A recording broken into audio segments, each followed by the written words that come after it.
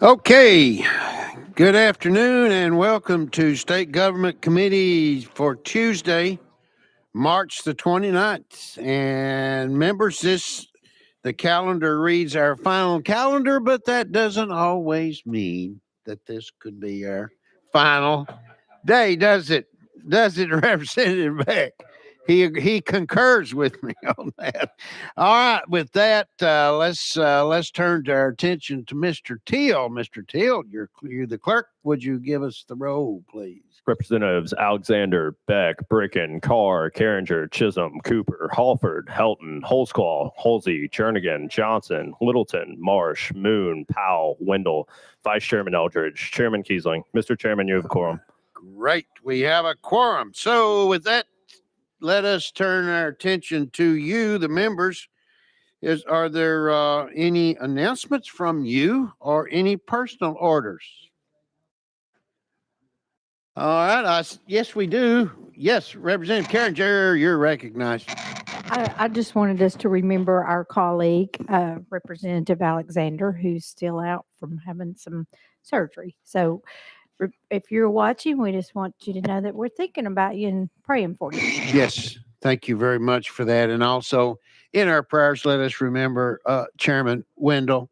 And as a reminder, the visitation will be beginning late this afternoon from 5 to 9 p.m. this evening. And then that's visitation. And then the funeral will be tomorrow at 2. All this will be taking place at the First Christian Church in Livingston. So again, let's be prayerful for he and his family. Okay, this day in history, we will begin with the year 1929. It was our president, U.S. President Herbert Hoover. He has the first telephone installed on the desk in the Oval Office at the White House. 1973, 2 months after the signing of the Vietnam Peace Agreement, the last U.S. combat troops leave South Vietnam. America's direct 8-year intervention in the Vietnam War came to an end. And finally, it was the year 1999 that hockey player Wayne Gretzky, considered by many to be the greatest player in NHL history, scored his final goal of his career. He retired at the end of that season. So with that, we will begin with item number 1. Item number 1, that'll be House Bill 2659. Chairman Rudd, you're recognized, sir. We have a motion and already a second, and we have an amendment. Could you give us that tracking code, That Chairman? should be, Mr. Chairman, 16634. You are That correct. makes the bill. You are absolutely correct. It does rewrite it does rewrite the bill. So with that, let's get this on. Shall we get this on the bill there and get it on? We got a motion and a second. Any objections to the calling of the question?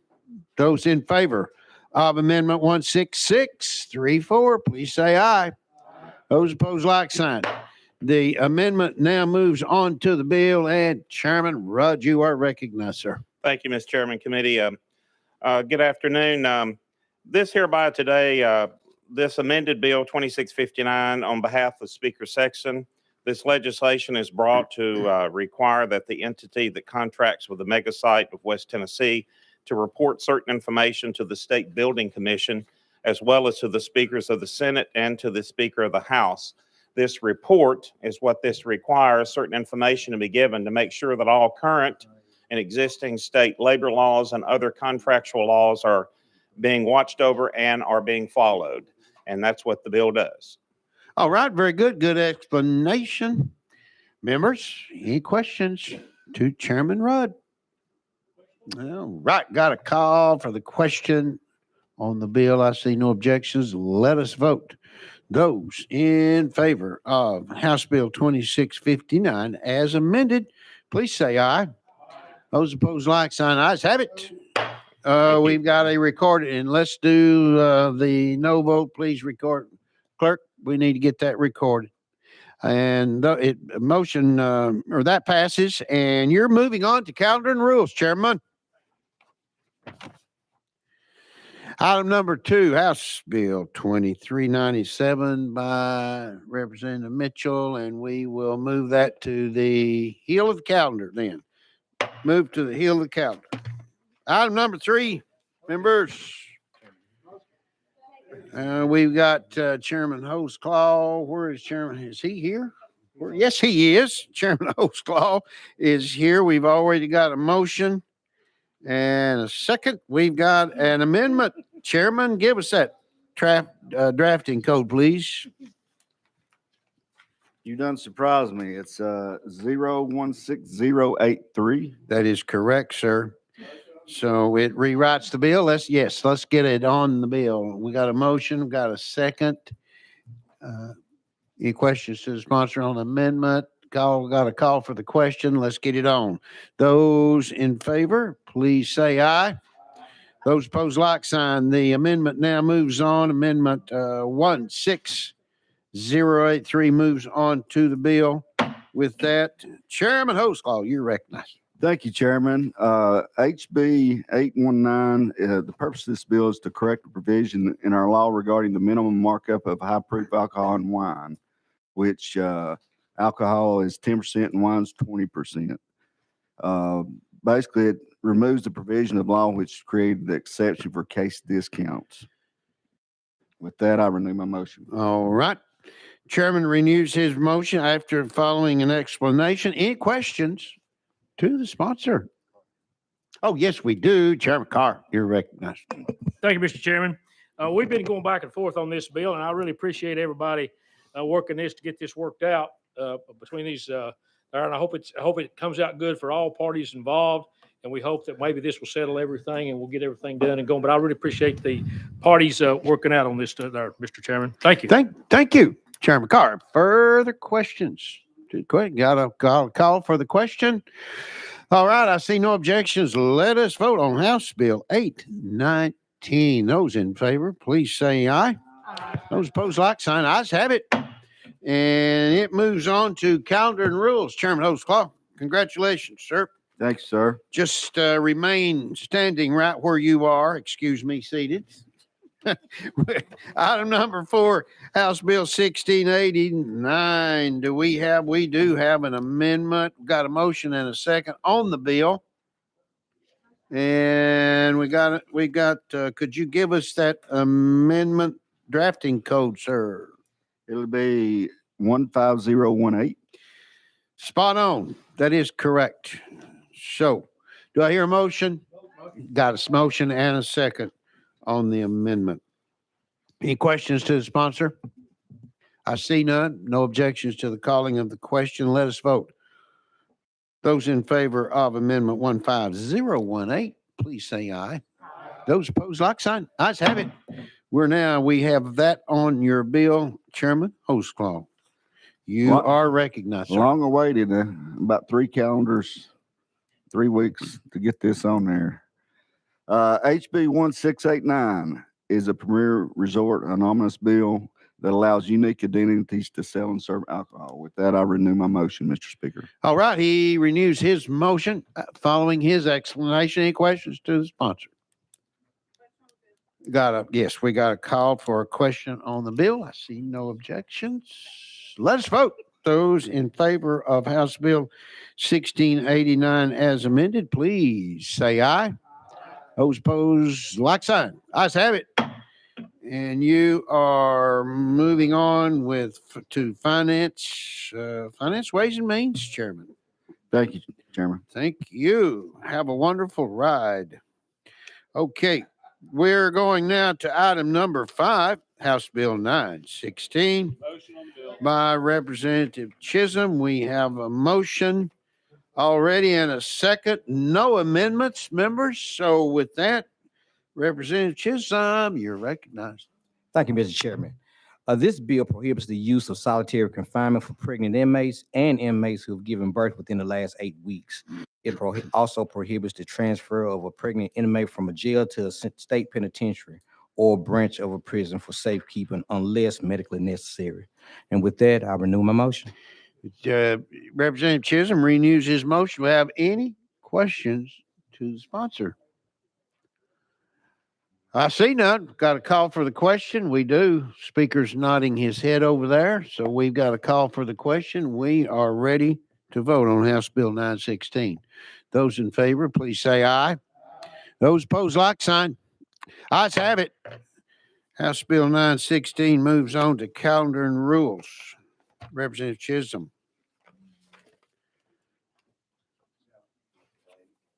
Okay.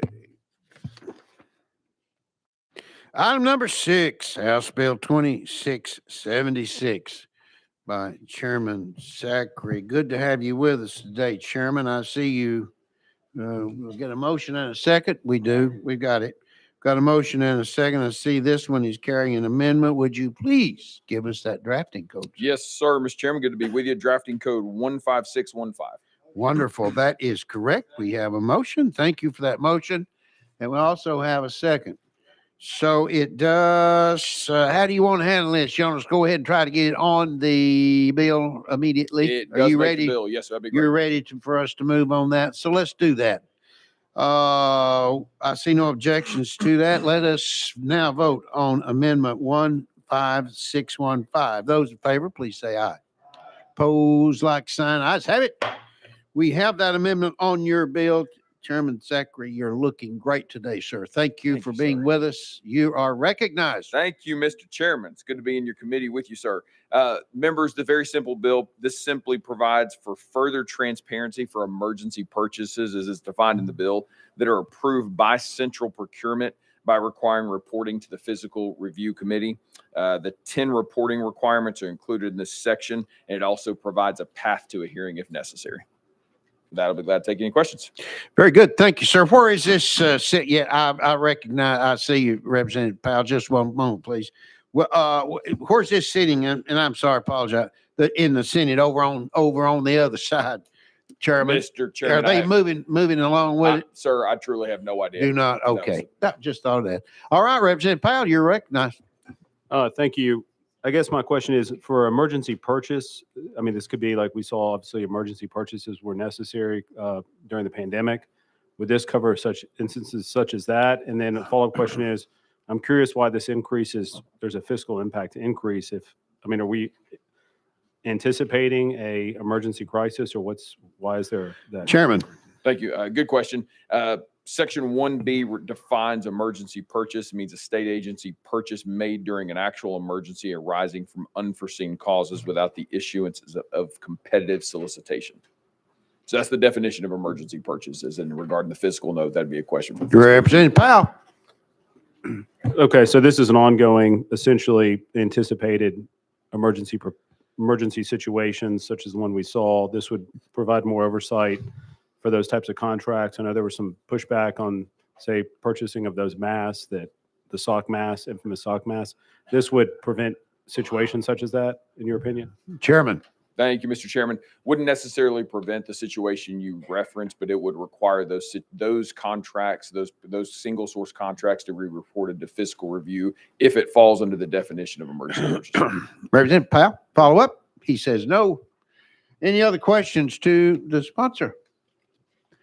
Got a call. Yeah, Chairman, did you want to be? Yeah, Chairman Holt's call recognized. Just for your update, it's in the Senate, it's on State Government Committee right now. Thanks, sir. Appreciate it. We, Representative Carringer, you did the call for the question, did you not? Thank you for that. Any objections to that? I see none. Let's vote on House Bill 2676 as amended. Those in favor, please say aye. Those opposed, like sign. Ayes have it. And you are moving on to Finance, Ways, and Means. Good luck over there, sir. Thank you, Mr. Chairman Committee. Yes, sir. Item number 7, members. House Bill 2868. Chairman Williams, we've got a motion already in a second. And Chairman, I see you got an amendment. Could you give us the drafting code, sir. Thank you, Chairman and members. The drafting code is 016406, and it does rewrite the bill. Correct. It is rewrites the bill. Let's get this one on the bill. Yes. Got a motion and a second. I see no objections. Calling of the question. Let us vote on Amendment 16406. Those in favor, please say aye. Those opposed, like sign. Ayes have it. We now have it on your bill. Th- Chairman Williams, good to have you with us today. Looking good too. Thank you, Chairman You're and members. recognized. Thank you, Chairman members. Always kind to be in State Government Committee. This bill, this amendment is a little bit different than the bill that was in the subcommittee. Some of you may know I had the opportunity to serve on the joint study committee on refugee resettlement over the summer. In that discussion over the summer, there were many findings that we had. There were some suggestions as to legislative policy changes. The previous amendment would allow for the Office of Refugee Resettlement to be placed back in Department of Human Services, reopening where that office had been closed at the state and sent to Catholic Charities. In the process of doing that, being on the fiscal review committee, when you stand a part of state government back up, it's going to cost money. And so we found that Catholic Charities in most cases was a good partner as it related to the state. So what this bill would do with this new amendment, it would just require that they submit all documents and information that they get from the Office of Refugee Resettlement on a monthly basis to this body as well, so that we can know exactly who's coming into our state through these nonprofits as they're being resettled from other nations around the world. That's all this bill does. I'm happy to answer any questions you might have. Certainly. Thank you, sir. Good explanation. Representative Powell, you're recognized. Thank you. So as I understand it, essentially, because I had some concerns with your original amendment. If this moves out, basically this is going to create a report back to Finance and Administration. So this no longer is creating an extra layer of bureaucracy with more oversight, because I think this is best handled for nonprofits and private entities. And this is just simply giving this back to Finance Administration. Is that correct? Chairman Williams. Well, we would differ on the view that you just stated. There were portions of Catholic Charities that have been great partners that release information and tell our communities what's going on. And then there are partners who do not do that, who don't come to the committee meetings and share effectively the information that's been shared with them. What this bill does, it just says that if you're going to be a good partner, you can share the data and information with the citizens of the state through the Finance Administration. That's what this bill does. Representative Powell, follow up. I guess just as clarification. So, I mean, your intent is to keep this bill as amended as it travels through the House and leaves this committee. Is that correct? Chairman. My intention is to hopefully put this amendment on and move the bill in its current form. Representative Powell. Well, I guess my concern there is, I mean, I'm fine with voting this bill out as it stands in its current form. I don't know what the posture is in the Senate, but I have a lot of reservations about the bill as previously amended, because I think, again, this is best handled with these private entities and charities that can do this. And I think getting the state involved in these types of refugee resettlement matters is unnecessary. So I just hope that, Chairman, I take it your word that you'll try to keep this intent with this amendment moving out of this committee in its form, and not, amend this bill to drastically change the refugee resettlement program, which I think is essential to the state of Tennessee and communities such as mine, where we see a lot of refugees who come here, contribute, and are important parts of the state of Tennessee. Thank you. Okay. Yes, you may respond to that, Chairman. Yes, I agree that private industry is the best place for this to be managed, but there are some things that the taxpayers don't want private, and that's the number of people, where they came from, their origination, where they're being placed. And so what this bill would do is it would just share the information that they already have. In the instance they don't want to provide it, they would have to provide it. And so that's all the intent of this bill is to do. It's not to defame any of the nonprofits or the private industries that are out there, because we do have really good refugee resettlement programs across the state, and we are a place where we want to welcome refugees the right way. But if someone's flying people in the dark of night and they're landing in our airports and they refuse to share with us who they are, then that's not being a good partner. Representative Powell. Well, I would concur with that. I'm not privy to that going on. But I think that a lot of these organizations, again, this is governed by a lot of federal law and federal policy, are doing a very good job of implementing these programs. I've got a lot of great refugees that come from all over the world. Some of these war-torn countries. We saw these Afghanistan refugees. We've got Ukrainian refugees, and then refugees from all over the world that I think are contributors. And I think that a lot of our private partners do a great job. I know you referenced one of them that I think does a really good job. Mhm. And so hopefully if there are people out there that are not acting in good faith, we can get them in line. But my point is, I just want to make sure that, we're not drastically altering the way we're doing things. And we're simply want to take a look and make sure that those that are maybe not acting properly get in line and report to the Department of Finance Administration. That's fine. But to totally alter it, I think is something I have an issue with. But I appreciate you responding to my questions and appreciate that. Thank you. Thank you, Representative Powell. Chairman Brigham, you are recognized, sir. Thank you, Mr. Chairman. I'm looking at the marked calendar and the amendment, Representative Williams, and just trying to get a clarification. It says requires the Tennessee Office of Refugees to submit at least quarterly copies of certain letters of agreement, placement of plans, communications relating to placement of refugees in the state to the Department of Finance and Administration.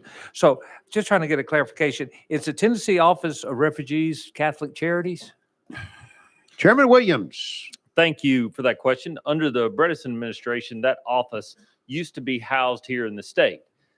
We closed because of budgetary concerns and because we felt like the private sector could do it better. We closed that office, and that office is now being coordinated through Catholic Charities in both Middle Tennessee and East Tennessee.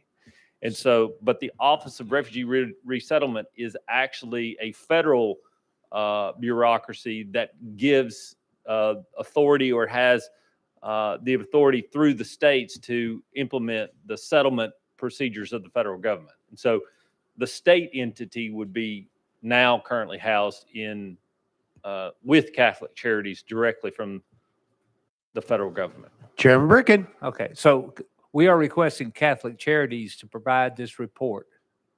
Any person who receives persons, Catholic Charities being one, there are multiple across the state, but anyone who receives refugees and helps them resettle, we just want to know who they are, and that would be reported quarterly.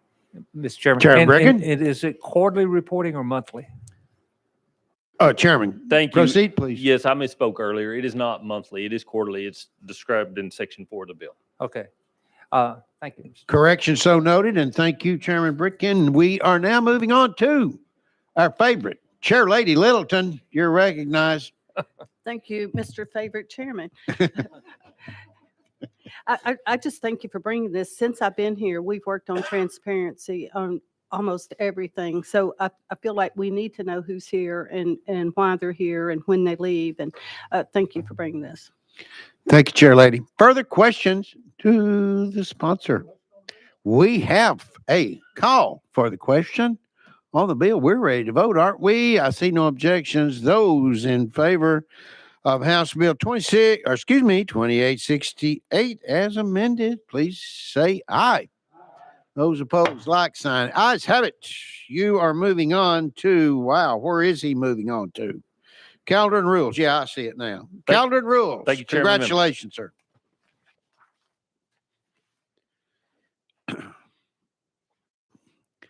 And next we have item number 8, House Bill 2872. And we have a motion and a second by the Queen of the Upper Cumberland, Chair Lady Weaver. And Chair Lady, I see you are carrying an amendment on this one. Would you give us that tracking code, please? I sure will. The amendment is 15888. 888. That's correct. 888. You are spot on. And it does rewrite the bill. Shall we go ahead and get it on this on the bill, the amendment? Are you ready, or do you want to explain? Well, you can put it in its proper position, and then we'll go Let's from there. do that. You've got a motion and a second. I see no objections to the calling of the question. Let's vote on this one. Amendment 15888. Those in favor, please say aye. Pose like sign. Ayes have it. We now have it on your bill. Chair Lady, you're recognized. Thank you so much. And what a welcoming committee you have here, and a happy one, I might add.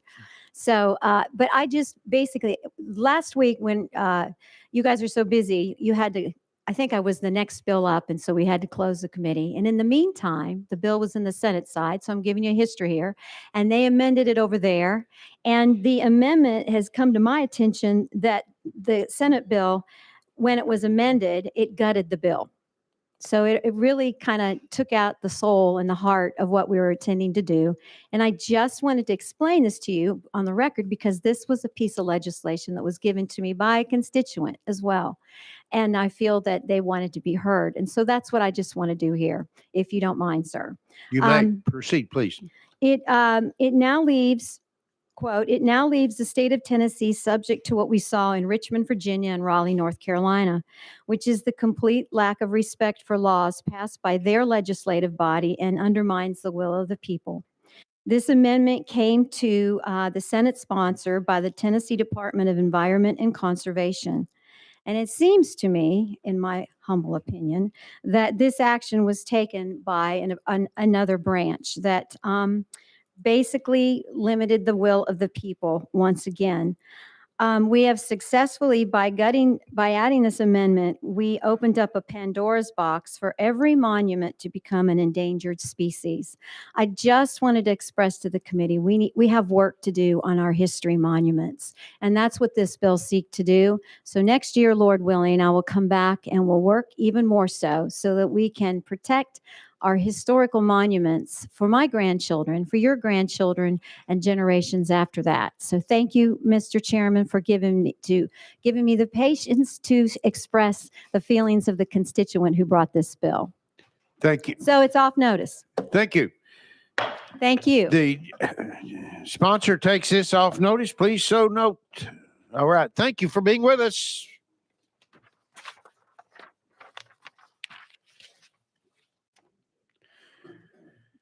House Bill 2611 is our item number 9, and by Representative Johnson. Representative Johnson, you are recognized. We've got a motion already and a second. No amendments, members. So with that, you may proceed in the description of your bill.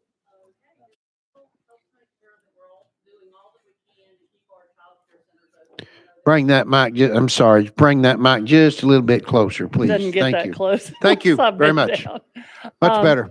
So just to make sure that we're doing everything we can to keep our child care centers open, because we have a problem right now and a lot of folks are not able to get back to work because so many daycares did not open back up after COVID.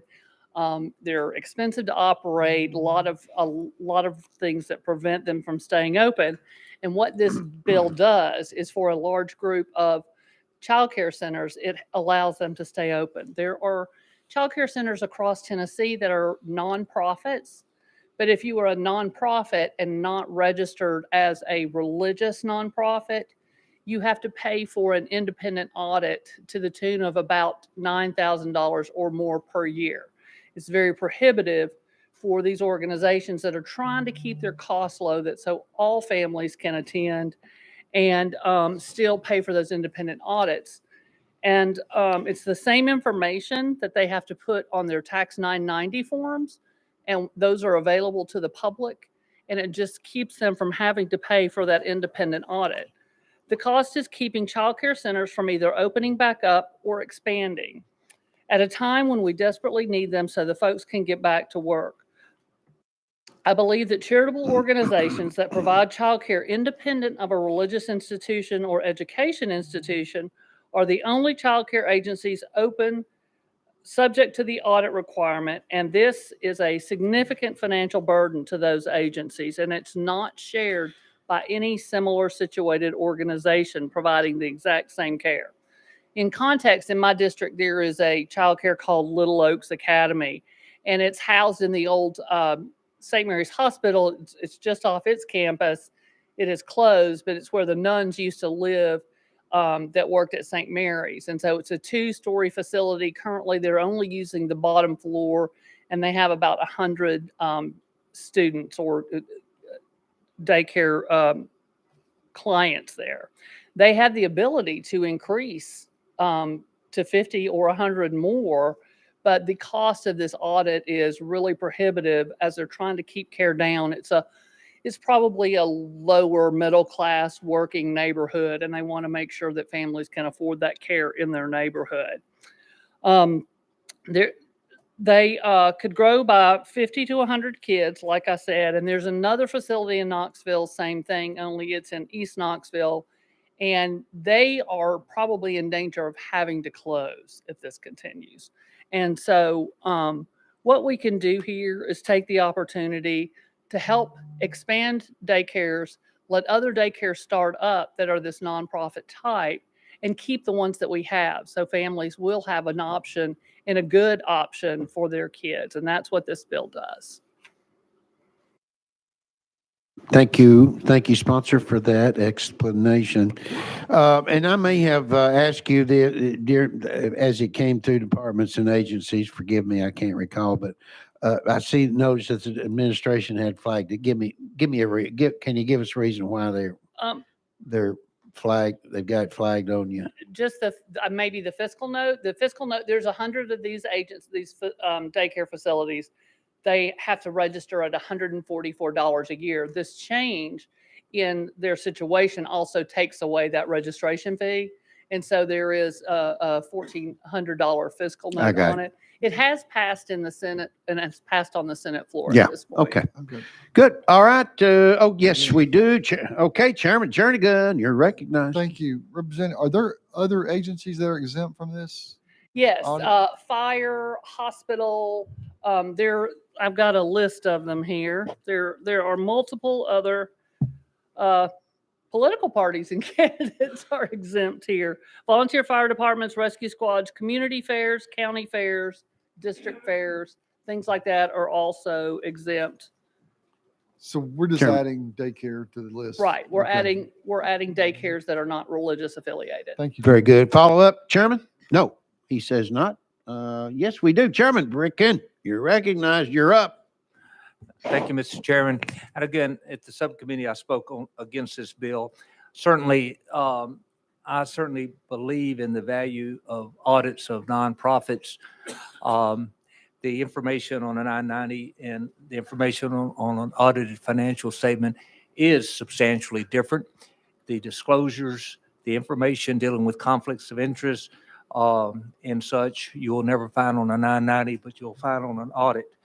The integrity, and of course, these things all have ebbs and flows. When some of these charities, daycares or whatever, when they have a financial problem in their books, whether it's embezzlement or just extremely poor record keeping, it starts reverberating back, not only to the parties that are being provided this care, but certainly can come back and certainly reflect on us as our due diligence of taking care of monitoring these charities. So I just think it's a real step back. The cost, again, there's always a cost for something valuable, and I believe the audit is a valuable tool in protecting the integrity of these agencies and the funds they expend. So I certainly will be voting against this bill. Thank you, Chairman Bricken. Would you like to respond to that? Yes, I would. Representative Johnson, you Yes, may. Thank you, Mr. Chairman. The monies from this come from tuition. They're not raising a lot of money elsewhere, that sort of thing. These are hardworking folks that care about these kids and want to provide this daycare. We certainly haven't seen that in Knoxville, and we're not seeing problems across the state. The reality is we're in a crisis in Tennessee with childcare. The facility in Knoxville is a 3-star rating. It's the highest rating you can possibly have. And these folks on the board work really hard to make sure they're doing everything right. All right, Representative Powell, you're recognized. Thank you. I just want to reiterate what you said. I mean, I think we're definitely at a crisis. I know for childcare, it's very difficult. These facilities have waiting lists that literally are hard to imagine how long the waiting lists are. I mean, I know friends of mine that are looking at childcare centers, and literally some of these, I know for daycares particularly, like before they even have the kid or even like contemplating having kids, like literally will try to get on to these waiting lists. So anything we can do to help, with these childcare centers, I think is imperative. And I want to say that there is a lot of oversight that still takes place. I mean, you go into these facilities and they are scrutinized regularly with different agencies, as they should be, Yes. because we want to make sure we protect the integrity of these children. But if this is simply a way for these organizations to help get by on a fiscal matter, I mean, they're not in the business to make a lot of money. They're in the business to provide childcare for the children of Tennessee. And I think this is a very worthwhile bill to maybe just help them a little bit, but to help them keep the lights on, to support families in the state of Tennessee, and provide an essential service for Tennesseans. Thank you. Thank you, Representative Powell. Follow up, Representative Johnson, to that. Yes, I'd like to say even this agency has a very extensive waiting list. That's why they would like to be able to open the larger part of the facility so that they can take more clients. They also do everything they can, like I said, to keep the cost low. For a newborn baby up to a year, they charge less than $1,000, which is really nobody else in Knoxville does that. I talked to a friend who's recently had a baby in Nashville, and they're paying $1,500 a month. And so for them to be able to keep this under $1,000 is just a huge benefit to working families. Thank you for that. And now we will turn our attention to Representative Cooper. You're recognized, ma'am. Thank you, Mr. Chair and members. I appreciate you bringing this bill. Being a former educator myself, I just think that we need more services like this for children and babies. So mamas who are they'll be able to work and know that their children are being safe at the daycare, preschool. And we talk about education going down, down, down. And this starts our children out learning how to read and have the proper, we would say, best practices for our children when they go, for them to have this opportunity to go take care. And we don't want these children left with anyone, the siblings or someone that they are not sure are going to take care of them. And this is in a learning process. And we try to teach our children, and children learn how to start learning before they're born. So we need to continue that process and have this opportunity for the parents, the safety for the children and the community. Thank you so much. Thank you. Further questions to the sponsor? God, question called on the bill. I see no objections. Let us vote on House Bill 2611. Those in favor, please say aye. Those opposed, like sign. Ayes have it. The ayes have it, and that will be moving on to Finance, Ways and Means. Thank you, Mr. Representative Chairman. Johnson. All right. We now want to bring Chairman Sexton up to House Bill with House Bill 2693. Got a motion and a second. See, you're carrying an amendment. No, yeah, we do have an amendment on this one, and it shows it rewrites the bill, Chairman. So, shall we get it on? Would you like to go? Let's get it on there. That makes the bill, correct? Yes, it makes Shall the we? bill. Got a motion and a second. I see no objections. Oh, he did. Oh, yeah, that's right. You give us that drafting code. My apologies. 16050. That's correct. Yeah, 16050. All right, we got a motion and a second. I see no objections to calling the question on Amendment 16050. Those in favor, please say aye. Those opposed, like sign. Ayes have it. It is now on the bill. Chairman Sexton, you're recognized. Thank you, Mr. Chairman. What this amendment does, it's identical to the one that we passed in the subcommittee. And Representative Jernigan brought up the question about how a chaplain would be removed. And so we added that into the language, and that's what this amendment does. It carries over the same language from the First Amendment, and it adds in Section 1G of how that we would remove a chaplain. And this bill is about establishing the office of a chaplain. And many of you know that we have volunteer chaplains here, but they have no parking space, they have no office, they have no access to the building. And what this bill would do is it would just create that office and a parking spot and a pass, and it sets the parameters for how that we would go about electing a chaplain. They'd first have to prove themselves and volunteer for a while, and then the General Assembly in the joint session would vote on that, and at the beginning of each session. And as Representative Jernigan brought up, we didn't have in the language a way to remove them, so we put that in there. It would not be a salaried position. It would be used from the discretionary funds from the House and the Senate. And it would only be a per diem expenses. There would be no salary involved. So it would not be an employee, be totally up to the discretion of the Senate and the House speakers and how that they felt like they could reimburse him. So Thank I'll you, be Chairman. glad to take any questions. All right, sure, certainly. Thank you very much. And we will, since Chairman Jernigan, you were mentioned in those remarks, we'll be glad to recognize you if you have a follow-up, sir. I do not. Just thank you for putting that provision in, and I just see that it's just to remove them. It's the same way that you appoint them, right? Yes. With a simple majority. Yes. Okay. Thank you. Thank you, Chairman Jernigan. May I Representative speak? Powell, oh, I'm sorry. Excuse I me. just Hold wanted up, Representative Powell. You're I- recognized, Chairman. I just wanted to thank Representative Jernigan. Yeah. Jernigan for bringing that out because we didn't have that in the language. Yeah. And it needed to be there. So thank you. Very good. Thank you, sir. Representative Powell. Yeah, so my question is, you mentioned we have these volunteer chaplains that come here. Does this any way you feel like going to discourage those volunteer chaplains? Because now we're going to have a full-time chaplain. So is that going to discourage the use of these volunteer chaplains from coming up here and serving that capacity? Chairman Sexton. No, not at all. And I probably stated that incorrectly. We have volunteer chaplains that come year round. They don't come for the pastor of the day. That won't change at all.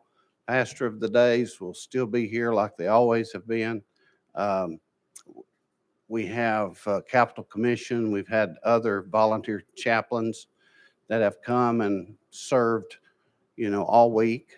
But this, as far as inviting your pastor to come and open up session, House floor, none of that will change.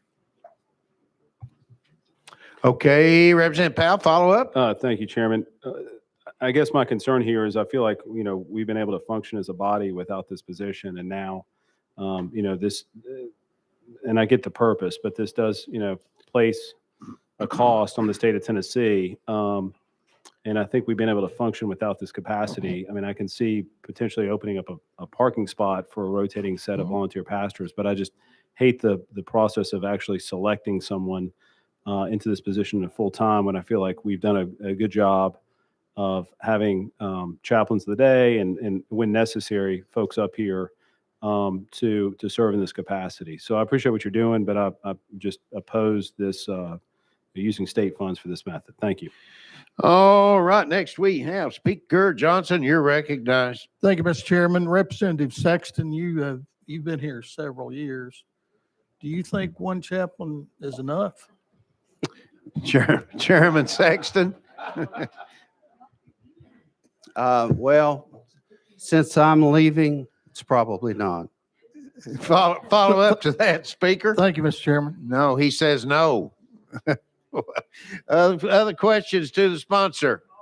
All right, we've got a call for the question. I see no objection. Those in favor of House Bill 2693 as amended, please say aye.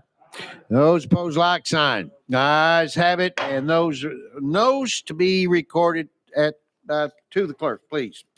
Thank you, Chairman. Moving Committee. on to, all right, whoops. I'm sorry. I meant to note that goes on to finance. Chairman Sexton, look at me. Got you. You got it. Okay. All right. Representative Gillespie, good to have you with us with item number 11, House Bill 1953 57. And we've got a motion and a second. And Representative Gillespie, I see this one is you're packing an amendment. Give us that drafting code, please. Yes, sir. It's 14650. That is correct. Looks like it is. Do you want to explain that one, or shall we? You want to go ahead and get it on the bill? Shall we? Yep. Okay. Got a motion? Yeah, we got a motion and a second on the amendment. Any objections to the calling of the question? See none. We're going to vote on amendment number 14650. Those in favor, please say aye. Those opposed, like sign. Ayes have it. It is now on the bill. Representative Gillespie, all eyes on you, sir. You're recognized. Thank you, Mr. Chairman and committee. This is a pretty simple bill. Right now, law enforcement has body cameras that they use across the state, and certain imagery is redacted, such as in a school setting or hospital setting, where HIPAA or minors may be at play there. And this is just renewing the sunset to July 1st of 2027. And with that, I welcome any questions. Very good. Thank you, sir. Any questions to the sponsor? No. Already got a call for the question. Let us vote. We're gonna proceed with a vote on House Bill 1957 as amended. Those in favor, please say aye. Opposed, like sign. Ayes have it. Thank you. And you are moving on, Representative Gillespie, to GovOps, sir. Thank you. Members, next we have item number 12 as noted on your calendar. Yeah, no. It's been taken off notice, but we, the chair, we're going to allow Representative Hurt to, if he would, he has requested just a brief remark on that one before we move on to item number 13. So with that, we're going to recognize you. Thank you, Mr. Chairman, committee. Briefly on this was my Choctaw gaming bill. We had some robust conversation on this in subcommittee. I want to say I appreciate the support and the questions and the clarity that we were able to give there. For those of you that aren't familiar, we have federally designated Choctaw Indian land in my district in Henning, Tennessee, Lauderdale County, and they were pursuing gaming on that ground. And this is a complicated process, but we see it as a huge resource for the state and our locals, and our locals are really excited about the opportunity there. But with that being said, we're running into a few hiccups with our colleagues down the hall, and we wanted to step back, take time to make sure we had more clarity, had more information from the federal government on the process, and everyone is clear on how this works. And with that, I look forward to more education and more conversation on this moving into next year, Lord willing, that I return. So, well, we thank you, certainly committee. Thank you for that, Chairman Hurd, and we appreciate that. For the moment, though, we Representative Powell, I think you have a question. If you do, sir. Yeah, if I could. So I've actually run legislation multiple different ways. I've done HJR for change our state constitution to allow for casino gaming. Have also looked at setting up this commission again, this task force to look at this. And I appreciate you taking this on notice, but off notice. But I hope that you'll also look at, and we can look at collectively. I think it's important if you look at casino gaming, setting these up on Indian remote locations on Indian tribal land is actually not a very successful model. The best model is to set these up in large urban areas. We have a lot of money that's leaving our state, particularly out of Memphis and going elsewhere. If you could set one of these up in Memphis, Nashville, and somewhere in East Tennessee, Ohio has a really good model. They've got one in Cincinnati, Cleveland, and Columbus. Boston just opened one in Massachusetts. I think, this could work, but I think we want to look at tandem at all these different opportunities because we're losing a lot of money at the state. People are gambling in our state. They're just not doing it in the state of Tennessee, and we're losing a lot of money. So hopefully we continue to look at this on this committee because I think this is something we all that would benefit Tennesseans. We keep a lot of money in our state. But I appreciate you taking off notice so we can keep the conversation going next year. Thank you for those comments. And we're going to allow you, would you want to just follow up on that Chairman? I'll just say I appreciate the comment and look forward to the conversation and Sure. looking at all options there. Okay, very good. Thank you. All right, moving on. All right, so been taken off notice. Let's move on now to our attention to item number 13. House Bill, yes, 2763. We have a motion and this one is carrying an amendment. Can you give us that drafting code, Chairman? Yes, sir, Mr. Chairman, 015372. That is correct. And it does rewrite the bill. I turn to you, sponsor. Shall we proceed in trying and getting it on the bill? Yes, sir, please so. Okay, at the present. All right, let us do that. Do I have a motion and a second on the amendment? We do. We got a motion and a second. We're going to have a call for the question. I see no objections. Those in favor of amendment number 15372, please say aye. Those opposed, like sign. Ayes have it. Chairman Hurt, it is now on your bill, House Bill 2763. With that, would you please give us an explanation, sir? Thank you, Mr. Chair. This bill is amended, deletes sections 11 and 12 from TCA 55-25-107B. That code sets forth who the Department of Safety and Department of Revenue may share information with. The problem we are trying to solve is preventing Tennesseans from receiving calls from telemarketers who have pieced together information from various sources to create a database in order to make solicitations. One of these sources is the state of Tennessee. The departments are careful with who they release information to, and in fact is defined in code who they can and cannot release information to. Some of it is federally required or shared for good purposes, such as research, but when we look at the list of 14 things that they're allowed to release information to, there are a couple that you might call catch-alls, and under these provisions, information might get released that can be used as a puzzle piece to create a data set for these telemarketing companies.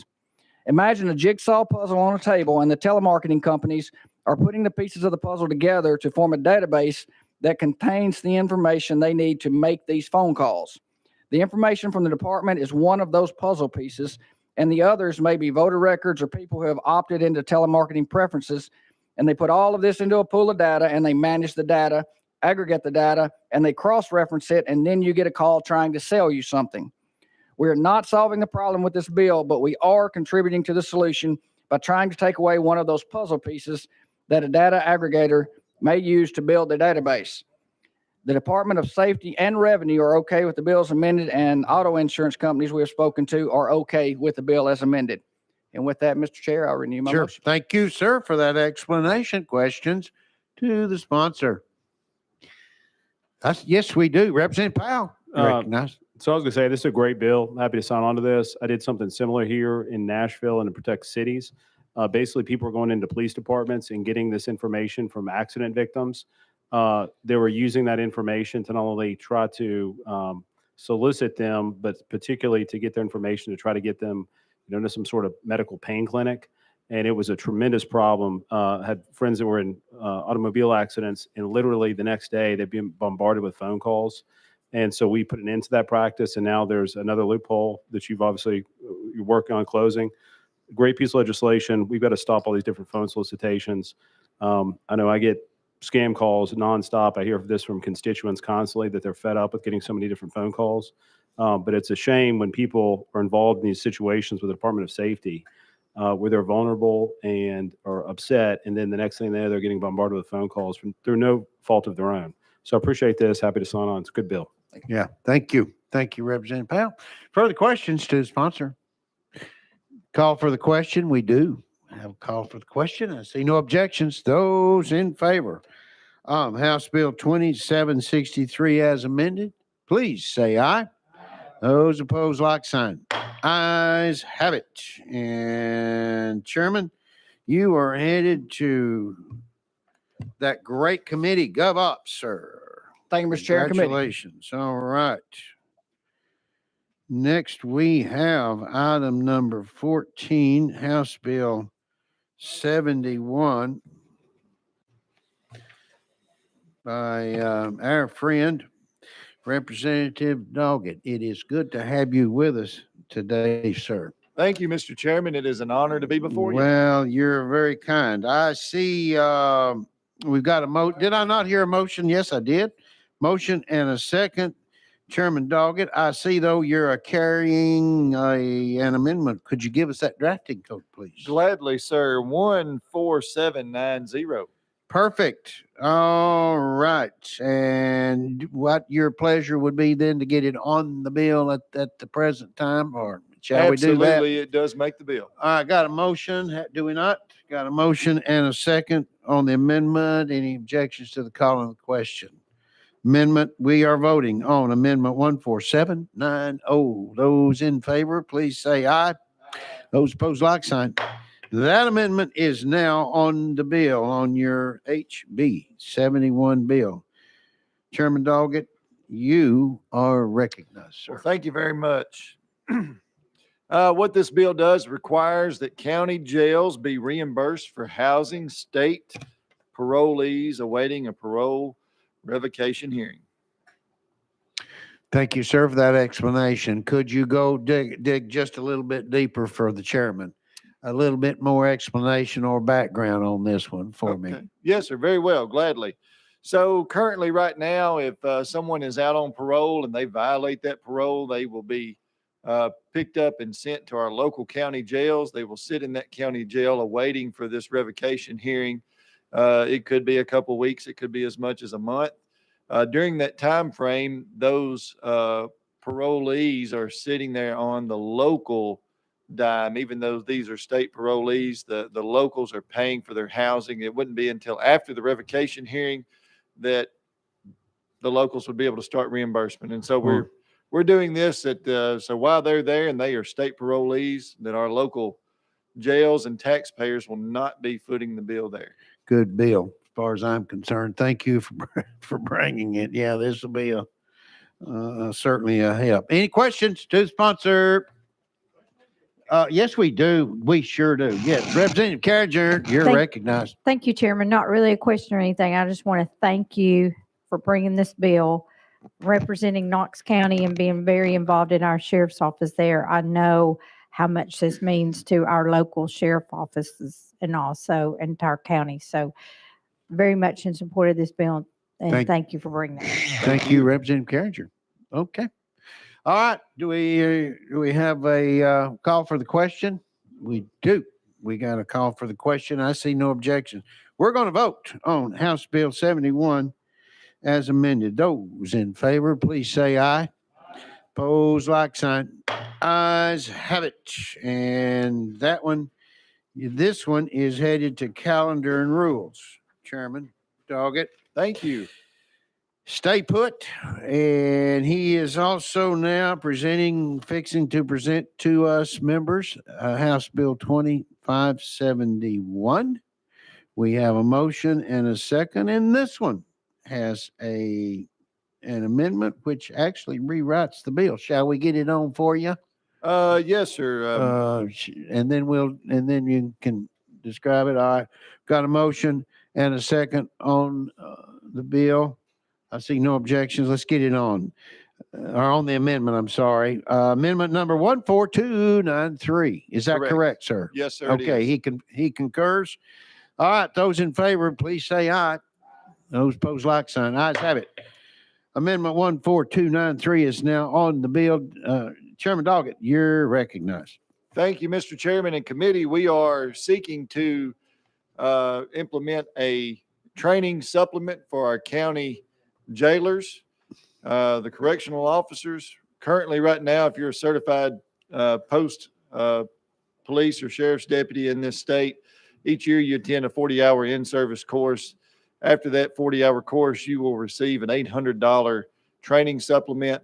The correctional officers across our state have been left out. They do, required by law, are to complete a Tennessee Correctional Institute 40-hour in-service training each year. And so what this bill will do is when they complete that training, if they have been employed at least 8 months and others, they will be eligible to receive this $800 training supplement. It's going to help us with retention and hopefully recruiting folks that are coming into this profession. Very good. Thank you, sir, for that explanation. Questions to the sponsor? I see none. Boy, everything's pretty quiet. You're doing just a tremendous job here today. I Chairman think it's Doggett. all you. Explaining that. All right. Do I have a call for the question? We got it. You got it. All right. Let us vote on House Bill 2571 as amended. Those in favor, please say aye. Those opposed, like sign. Ayes have it. This one is moving to Finance, Ways, and Means. So, members, thank you, Chairman Doggett. Members, as you notice, as you continue on your calendar, you will see that it's Chairman Doggett's day here in the Hey. committee. Shall we get you a cup of coffee and a Danish as you spend more time there at the podium, Chairman Doggett? He is now on item number 16, House Bill 2572. We have a motion and a second. And do you have another amendment on this one? Do you not, sir? Could you Yes, give sir, us I do. that drafting code, please? How about 14914? You scored. That is correct. That is correct. We've got a motion and a second on this amendment, which rewrites the bill. Any objections to the calling of the question? There is none. We are going to vote on Amendment 14914. Those in favor, please say aye. Those opposed, like sign. Ayes have it. And now we have placed that one on House Bill 2572. Chairman Doggett, how about an explanation, sir? Well, thank you very much, Mr. Chairman. It's another law enforcement friendly bill that is kind of the package that I'm carrying here today. This one deals with law enforcement officers, agents for our locals and state level. For every 5 years of credible service, they can accrue 1 year towards their retirement, meaning instead of retiring after 30 years of service, they could retire at 25 years of service with 30 years in the TCRS system. There are a couple ways that the bill seeks to fund this. One, for state level employees, it could be done by an appropriation to help fund that, or through the employee, that officer or agent could pay towards that 1 year of service. On the local level, the locals could fund that portion for that 1 year for that officer or agent, or again, the officer or agent could pay for that 1 year themselves. Very good. Thank you, sir. Questions to the sponsor? Yes, we do.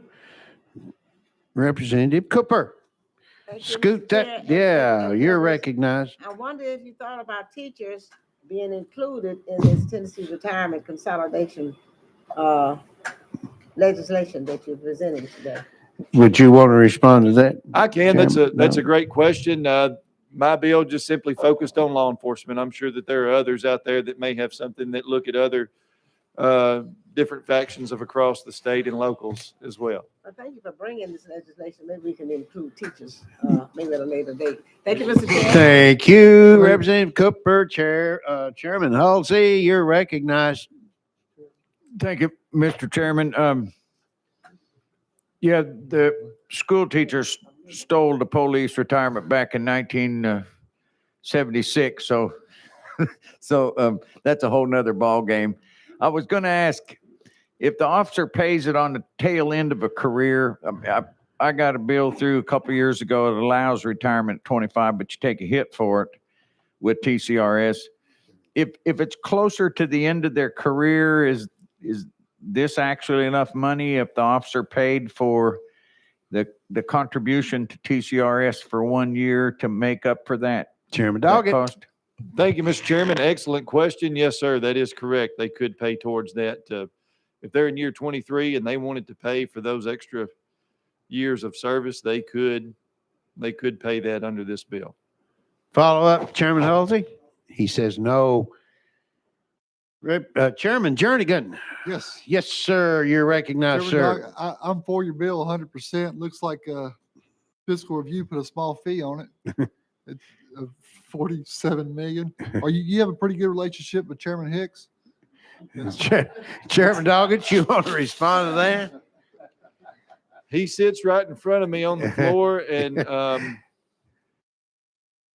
I think we have a good relationship. All right. It's a good bill. Yeah, Chairman Jernigan. Yes, thank you. Further, all right, further questions? Yes, got a call for the question. I see no objections to the calling, to its calling. So let us vote on House Bill 2572 as amended. Those in favor, please say aye. Those opposed, like sign. Hey, ayes have it. And House Bill 2572 passes. And moving on to Finance, Ways and Means, and good luck, sir, there. Thank you, Mr. Let Chairman. us now focus on House Bill 2574. And do I have a motion and a second? I do. Got a, whoops. Yes. Yes, Representative Dog. I was looking down, sir. I know wasn't- you were, and you were I'm sorry. very diligent in your work, and I admire that. And again, I just want to say what a pleasure it has been to stand before you in this committee today. But this next bill that's coming up, I believe item number 17. Yes, sir. If you don't mind, I'd just like to take that off notice. Oh, really? Okay, we can. All right. The chair recognizes the request of the As long as that sponsor was my and- bill. I didn't want to take somebody else's bill off notice, but No. Okay. I know House there's- Bill 2574, for the record, House Bill 2574 has been taken off notice. well, thank you so much. I know this is your We last have just calendar. enjoyed your time with us today, sir. Yes, sir. And I know that there are many other members out here that would like to participate as well. This is such a fun committee, and I hope everyone has a wonderful day. Well, thank you. Wait up now. Hold up now. Chairman Halsey's got a question here. I really like this bill you're taking off notice. Can we override it and hear it run it anyway? I'm going to stand firm with the sponsor. I'm not going to allow that. Well, I'm not- I if he really wants liked it as well, but the Senate has general subbed it. So I Oh, respect boy. everyone's time. Yeah, but I'm we'll sorry. Move along. Okay. All right. Thank you, you. sir. Appreciate you. Thank you. All right. Item number 18, House Bill 2261, and that is our friend and fellow committee member, Chairman Jernigan. We've got a motion and a second. Chairman, how about you've got an amendment. Give us that drafting code, sir. I got an amendment that makes the bill. Was 016045. That is correct. And we've got a, let's get it on the bill, Chairman. What do you say? I think we should get it on. He concurs, so let us get, we've got a motion and a second already. Any objections to calling the question? See none. Amendment, let's get amendment. Those in favor of amendment 16045, please say aye. Those opposed, like sign. That amendment, Chairman, is now on your bill, House Bill 2261. You are recognized, sir. Thank you, Chairman. Members, this bill as amended, it reflects an agreement made this past week with the Tennessee Hospitality Association and the ABC. And in summary, it does 5 things. 1, it synchronizes business licenses, which allows a licensee with multiple establishments to roll into one. It does electronic verification, which in addition to posted paperwork will allow documentation to be stored electronically. It does 3 does notification of catered events that the caterer will give 2-day notice, and a notification will be transmitted electronically and a receipt from the ABC. The 4th thing it does is delivery of alcohol to catered events, which allows a wholesaler to deliver directly to a catering event instead of going to the establishment. And last, there is a notification of a violation to an owner. So when applying for renewing a license, the ABC will list the name and email of the licensee that's being issued the violation. Those are, in summary, the 5 things it does, and I'll be happy to answer any questions. Well, thank you, Chairman. And I personally want to say thank you, Chairman, for this one has been a booger for for you and Yes, and those that have with you on this. And I do. I appreciate a lot of time has been in members. A lot of time has been spent on this one. And again, I want to personally thank you for your perseverance and attention on this, Chairman Jernigan. All right. Any questions to the chairman? Any questions? No. Okay, we got a call for the question. Those in favor of, we're going to vote on those in favor on House Bill 2261 as amended, please say aye. Those opposed, like sign. Ayes have it. And Thank you, Chairman, for your patience and grace as well. Well, thank you, sir. All right. You're on your way to finance. Chairman, you're on your way to finance. All right, we have now item 19, House Bill 2875, excuse me, by Leader Kemper. We've got a motion and a second. And Leader, how about the drafting code on this one? I see you got one or amendment here.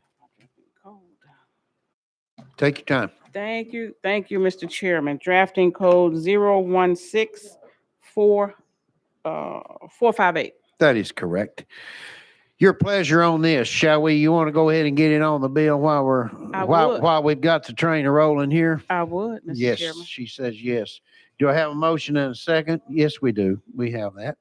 A call for the question. We do when we have that. So with that, let us vote on Amendment 16458. Those in favor, please say aye. Those opposed, like sign. Ayes have it. And excuse me. Yes, just a moment. Chairman Hulsey. Thank you, Point of Chairman. order. Just a procedural question. Sure. Does the amendment that we just voted on void out the amendment put on in the correction subcommittee, the 16090? Does it replace it? It does make the bill. Okay. Our legal says it does make the bill, for the record, Chairman Hulsey.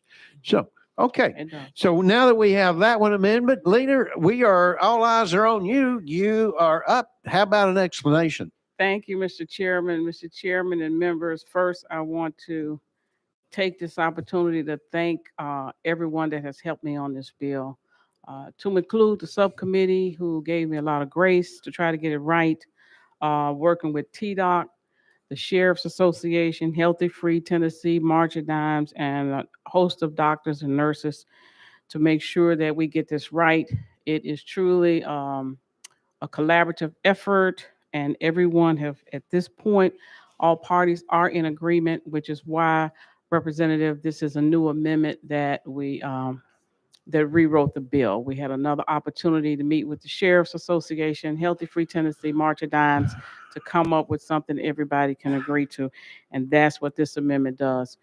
Mr. Chair, and members, in 2018, under the First Step Act, President Trump passed this legislation at the federal level. And it's also a model piece of legislation that came out of ALEC on how we deal with incarcerated pregnant women. And so what this bill would do is it would limit restraints to some degree on women when they are pregnant and is in our facilities. We have a doctor here that I believe is on the list to speak. So, Mr. Chairman, if we could hear from. Yeah, I was the going to doctor. ask you if shall we proceed in inviting the doctor up to the table at this time? Shall Yes, we? yes, Okay. Mr. Chairman. The thank leader concurs. So we are going to go out of session, and we're going to ask, yes, doctor, if you would, to please come up. The routine is introduce yourself and your position, if you would, please. And we'll give you, how about 4 minutes? I don't think you'll need that, will you? Please scoot that up closer, please. Get up. Is there? Now there we go. you're alive and kicking. Okay. You got 4, and I'll give you the finger when you get to 3. Okay. Which one? Oh, That Mr. one. Chairman. Oh, Okay. no. Okay. I'm Howard may Harrell. proceed. I'm an Please go ahead, obstetrician. please. Yeah, I'm Howard Harrell. I'm an obstetrician from little old Greenville, Tennessee. Yes. And this committee has been so much fun. I'm thinking about running for office so I can get on it. The clock's ticking. It's a lot better than the just a other ones. reminder, the clock's ticking, doctor. So I rise to speak in support of this bill from a medical perspective. This shackling bill is commensurate with the expert advice from the American Medical Association, American College of Obstetricians and Gynecologists, and multiple other medical associations, as well as federal and other codes that are already in act, as you mentioned. pregnancy is a unique time and condition when there's, physiologic and other anatomic changes that make shackling in particular disadvantageous for pregnancy. Women are at increased risk of blood clots. Unfortunately, we know of a case where a woman was shackled to a chair for 6 days and developed a venous thrombosis that can endanger the life of the mother and the child. Women are also much more prone to just accidents as their center of gravity changes and they undergo physical changes. They're much more likely to fall. And of course, those falls, particularly in the second and third trimester, could injure the fetus, cause miscarriage or early labor or other issues. Women, fortunately, usually have their hands in the front and free to move about so that they can brace themselves from those falls and prevent accidents that would damage the pregnancy or damage themselves. Women in labor, when they have often been shackled to bed, sometimes create very, very dangerous situations where there are obstetric emergencies. Sometimes the matter of 2 or 3 minutes between the ability to do an emergency cesarean delivery and have the patient move to different beds and prep for that can be the difference between a living or neurologically intact baby and one that is not. And dealing with handcuffs during these emergency situations, which are numerous, can sometimes endanger the life of the child and the mother. And even in the immediate postpartum period, of course, breastfeeding is one of the most beneficial things that women can do for their children, and having continued to be shackled when they have an opportunity to breastfeed their children, even though they may return to their incarceration afterwards, even the first day or two of breastfeeding is ripe with benefits. So for many other reasons, not even to mention psychological issues, the medical establishment support limited and only in desperate and emergent situations that women should be shackled, as the bill entails. And so I'll answer any questions and cede my time so I don't get the finger. Boy, that's very good. That's a very good line. Okay, well, you did very well, sir. Doctor, you did very well. You're well within your time. So with that, of course, there may be some questions. Ask anyone? Questions to the, yes, we do. Speaker Johnson, you're recognized. Thank you, Mr. Chairman. Doctor, welcome. And you're from Greene County, is that correct? And you were talking about thinking of running possibly for, have you run that by Representative Hawk by any chance? I'll allow him to retire first. Okay. Further questions to the doctor? Well, you did a marvelous job. Thank you, Chairman. Doctor. Appreciate you being with us. We are now back in session. To you, Leader Camper, you're recognized. Anything to follow up with? Well, thank you, Mr. Chairman. I just want to thank everybody that's worked with me on this bill. This bill sets forward guidelines for if a inmate has to be restrained, how it will go. It includes training for correctional officer, law enforcement. It's been inclusive for everybody coming to the table to help us get it right. So Very good. thank you, Mr. Chairman. Yes, we do have thank you. We do have a question. Representative Powell, you're recognized. Leader, I just want to thank you for, I've seen this bill up here for 4 straight years, and I know there's been a lot of work that's gone into this, a lot of different entities involved, and I appreciate the subcommittee members working through this patiently. I think this is this very important issue, the life of the child, making sure that they are born into an environment that is safe and welcoming, and not having their mother shackled is of the utmost importance. We want to protect those women to make sure that that ultimately they're safe and their newborn is safe. And I know that we were sort of an outlier. A lot of the surrounding states have already taken action on this.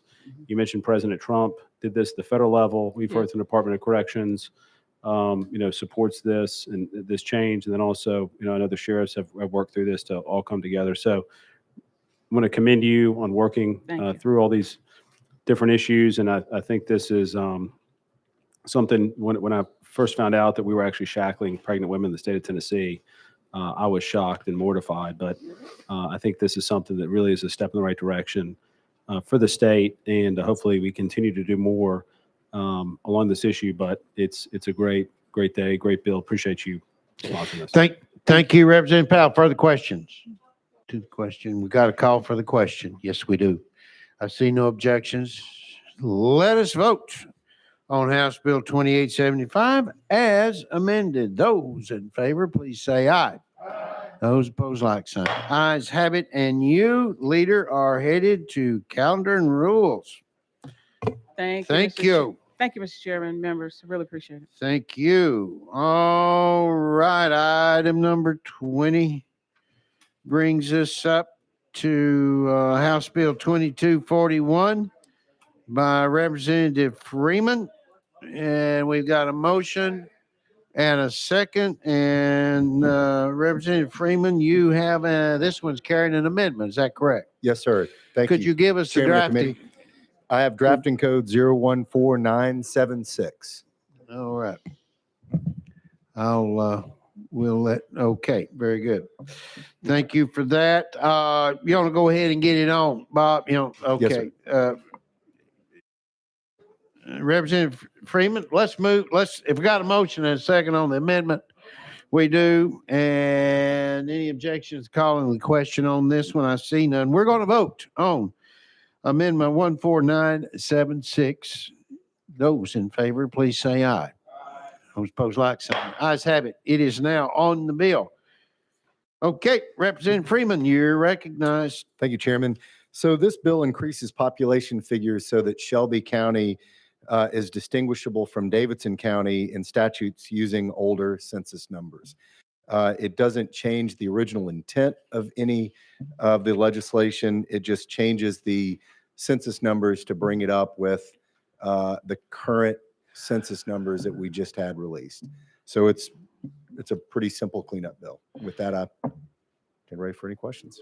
Thank you very much. Any questions to Representative Freeman? We got a call for the question. No objections? All right, let's vote on House Bill 2241 as amended. Those in favor, please say aye. Those opposed, like sign. Ayes have it. And you're moving on to calendar and rules as well. Thank you, Chairman of the committee. You're welcome, sir. And finally, we have back to item number 2. Members, Representative Mitchell is now with us. We have a motion and a second. There are no amendments, and you are ready to rock and roll. Representative Mitchell, you're recognized on House Bill 2397. Hey, thank you, Mr. Chairman and committee. This is a bill that is modeled after the 1994 federal law, the Buy America Act. And this is an act that was passed in the state of Texas in 2017, and it's currently going through the General Assembly in the state of Florida this year. And it simply states that we will buy American steel to give Americans jobs before we buy steel from somewhere else, as long as that American steel is not more than 20% greater than the alternative. That is a good explanation. Thank you, Representative Mitchell. Questions to Representative Mitchell? Got a call for the question. See no objections. We're voting on House Bill 2397. Those in favor, please say aye. Those opposed, like sign. Ayes have it. And you are moving on to Finance, Ways and Means, and good luck. Thank you, Committee and Chairman. Yes, sir. You know why I mean good luck, don't you, sir? Oh, boy. All right. Before we still have 35 minutes left in this session, but we are now at the close of the year, aren't we? Or just about. Maybe, maybe not. But anyway, I've got just quickly, I want to thank Chairman Hilton Haynes now, but thank you, Chair Lady, Chairman Bud, Chairman Holesclaw, Chairman John Holesclaw, Mike Crutchfield. Thank you, sir. Thank you for being always there and taking care of my backside. Our attorneys, our legal staff, Josh and Matt, Josh Houston, Matt Mundy. Analyst Nathan Witt, always, what a guy. You've been great, Nathan. We appreciate you. Steve Bergman with us as our intern. Very, very great. Our attention down front, Colton and Addison. Thank you all for the marvelous job as always. In the back, Will Thomas. Thank you, Will. We appreciate you very much. And of course, most importantly, we always wanted to recognize Mr. Woodard, Thomas Woodard, our Sergeant of Arms, who protects us here, as we said. But anyway, it has been this year has just flown by, and I want to thank each and every one of you for your dedication, and thank you always for having us a quorum here. That's most important. So, Vice Chairman Eldridge, I'm being told Vice Chairman Eldridge. Yes, sir. Oh, Speaker Marsh. I'm sorry. I'm Excuse sorry. me.